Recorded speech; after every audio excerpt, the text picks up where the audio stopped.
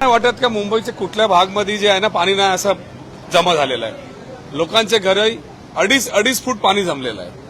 आज सगळी ट्रेनं बंद झालेली आहे. अर्धी मुंबईमध्ये बसेस बंद झालेली आहे.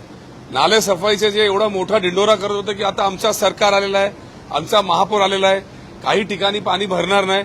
म्हणजे मला नाही वाटत गेल्या 15 वर्षामध्ये अशी परिस्थिती कधीही मुंबईची आलेली आहे. पहिलाच पाऊस आहे, काय केलं पाहिजे? तुम्ही अंदाजा लावा ना की पहिला दिवस पहिला पाऊसमध्ये अशी परिस्थिती झाली आणि एवढे जोराने सगळे खालून वरपर्यंत मुंबई साफ झालेली, आमची सगळी तयारी झालेली, आपला महापौर आलाय आणि आम्ही मुंबईला वेगळा करून टाकूया. खरंच वेगळा करून टाकलेला आहे.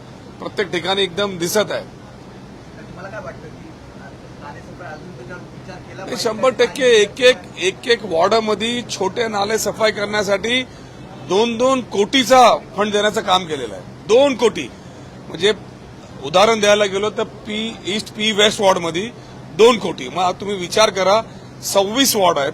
26 वॉर्डमध्ये छोट्या नाले सफाईसाठी किती पैसे खर्च झालेले आहेत, मोठे नाल्यासाठी किती पैसे खर्च झालेले आहेत. आता कारवाई कोणावरती करणार? आता तर कोण आला नाही विरोधी पक्षामध्ये. स्वतःवरती कारवाई होणार का? कॉन्ट्रॅक्टरवरती होणार का? 2-4 लोकांना निलंबित करणार का? 2-4 कॉन्ट्रॅक्टरला तुम्ही ब्लॅकलिस्ट करणार का? हे प्रश्न आज तुम्ही मुंबई समोर आहे, सरकार समोर आहे. त्यांनी याच्यावरती कारवाई करावी.